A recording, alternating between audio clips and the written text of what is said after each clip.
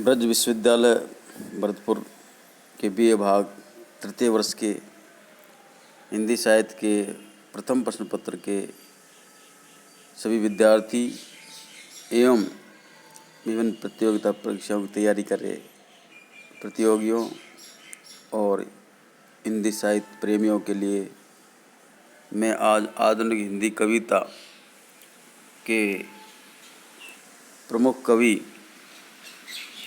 धर्मवीर भारती के खंड काव्य कनुप्रिया के प्रथम खंड पूर्व राग का तीसरा गीत लेकर आया हूँ। विद्यार्थियों, दो पहले और दूसरे गीत की चर्चा हम पिछले वीडियो में कर चुके हैं।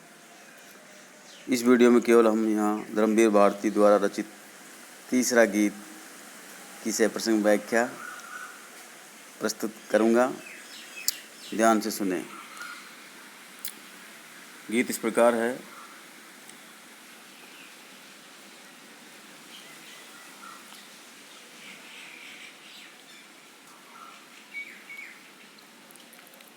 घाट से लौटते हुए,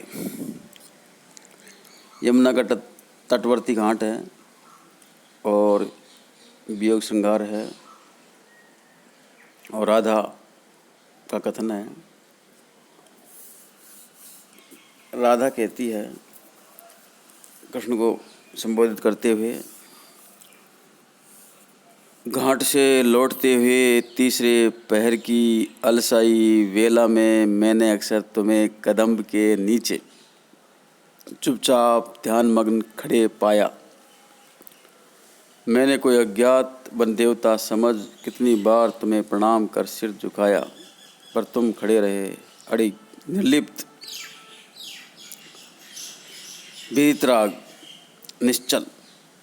तुमने कभी उसे स्वीकारा ही नहीं। दिन पर दिन बीतते गए और मैंने तुम्हें प्रणाम करना भी छोड़ दिया।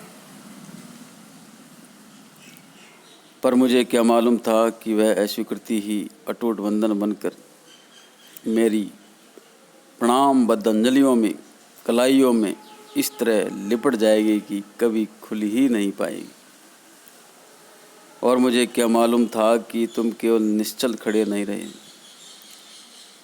तुम्हें वह प्रणाम की मुद्रा और हाथों की गति इस तरह भा गई कि तुम मेरे एक एक अंग की एक एक गति को पूरी तरह बांध लोगे। इस संपूर्ण के लोभी तुम भला उस प्रणाम मात्र को क्यों स्वीकारते? और मुझ पगली को देखो कि मैं तुम्हें समझती थी कि तुम कितने वीतराग हो, कितने निर्लिप्त यानी बिना आसक्ति के, वीतराग यानी स्नेह आदि से शून्य। विद्यार्थियों, प्रस्तुत पद्यांश या गीत धर्मवीर भारती द्वारा रचित कनुप्रिया काव्य के पूर्व राग खंड के तीसरे गीत का अंश है। इसमें नायिका राधा पूर्व प्रसंग एवं उस पर पड़े प्रभाव का स्मरणात्मक वर्णन करती है। साथ ही वह प्रेमासक्ति एवं समर्पण निष्ठा का भावपूर्ण उल्लेख करती है। ये प्रेमा भक्ति में निम्न राधा का कथन है। वह कृष्ण को लक्ष्य कर तथा उनकी संपूर्णता के लोभ पर आक्षेप कर कहने लगती है,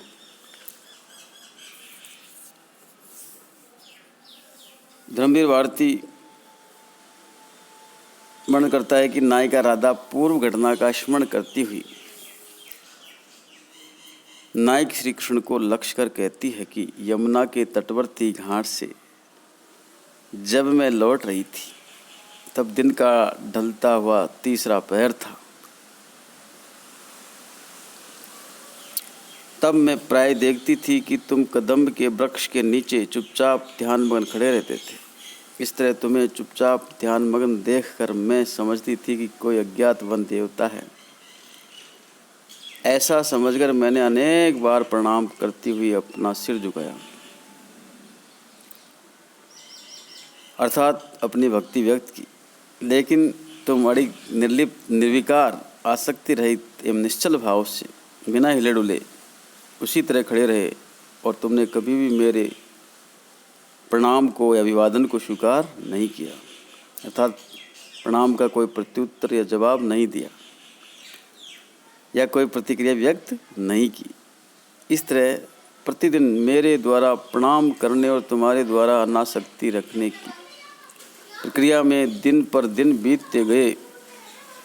तब तुम्हें निर्लिप्त देखकर मैंने प्रणाम करना ही छोड़ दिया। परंतु मुझे क्या पता था कि तुम्हारे द्वारा दर्शाई गई प्रणाम की यह स्वीकृति ही मेरे लिए प्रेमा भक्ति का टूट बंधन बन जाएगी। तुम्हारी वह स्वीकृति ही मेरी प्रणाम करने के लिए बंधी हुई अंजलियों और कलाइयों में अनुराग बनकर लिपट जाएगी और निरंतर अभ्यासवश स्वतः ही जुड़ रह जाएगी कि मैं उनसे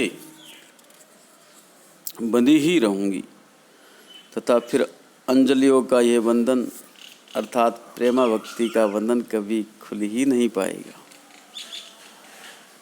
मैं सोचती थी कि तुम कदम के वृक्ष के नीचे निश्चल निर्लिप्त भाव से खड़े रहते हो, परंतु ये मेरा भ्रम था। मुझे यह पता नहीं था कि तुम वहाँ पर केवल निश्चल खड़े नहीं रहे, अपितु तुम मेरे द्वारा सिर झुकाकर प्रतिदिन प्रणाम करने की मुद्रा एवं हाथों की गति तुम्हें इस तरह और इतनी अधिक भाग गई कि तुम मेरे एक एक अंग की एक एक गति को पूरी तरह बांध लोगे, अपने प्रेम जाल में आबद्ध कर लोगे। आश्चर्य यह है कि मैं तुम्हारे हृदयगत प्रेम भाव का आकलन पूर्णतया नहीं कर सकी। ये मेरा भ्रम ही रहा। इतना ही नहीं, मुझे यह भी ज्ञात नहीं रहा कि तुम केवल प्रणाम के लोभी नहीं थे, अपितु मेरी समग्र प्रेम पूर्ण भावनाओं एवं व्यक्तित्व के लोभी थे। इस तरह संपूर्णता का लोभ रखने वाला भला प्रणाम मात्र को क्यों स्वीकार करता। राधा स्वगत रूप में कहने लगी कि मैं तुम्हें कदम वृक्ष के नीचे निश्चल निर्लिप्त और बीतराग मुद्रा में देखकर सोचती तथा समझती थी कि तुम कितने बड़े बीतराग या आसक्ति रहित एवं निर्लिप्त निर्विकार हो, परंतु मेरा यह समझना वस्तुतः भ्रम रहा। मैं तो पगली बनी रही, नासमझी से ग्रस्त रही, क्योंकि तुम मेरी श्रद्धा भक्ति एवं प्रेम आदि सभी हार्दिक भावनाओं एवं शारीरिक सौंदर्य के पूर्ण लोभी रहे हो। ऐसे व्यक्ति को वीतराग और निर्लिप्त कैसे माना जा सकता है।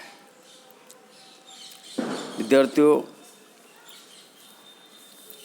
ये था इसका भावार्थ और इसकी व्याख्या।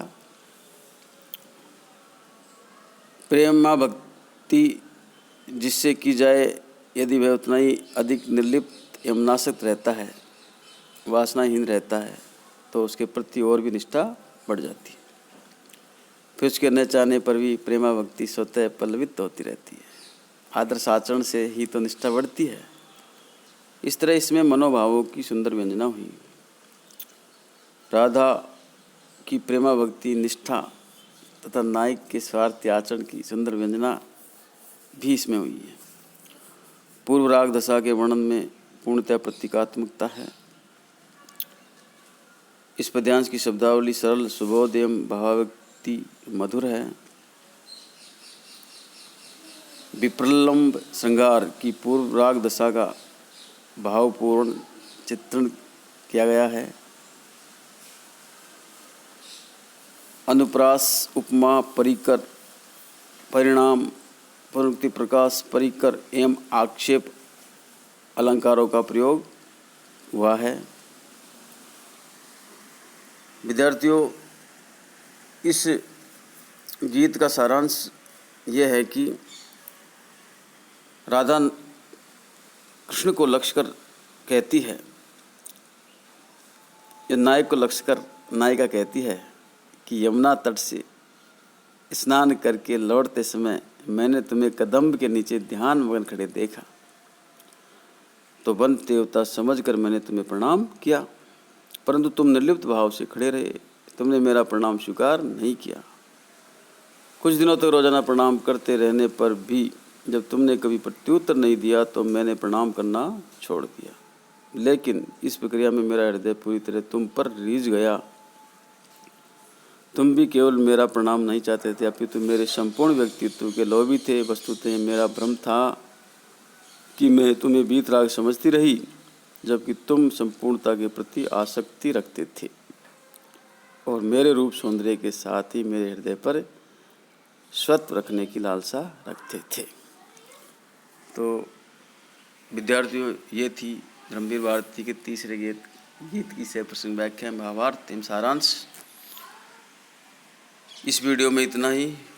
मैं हनुमान प्रसाद मीना, सहायकाचार्य हिंदी, राजकीय स्नातकोत्तर महाविद्यालय बयाना। धन्यवाद।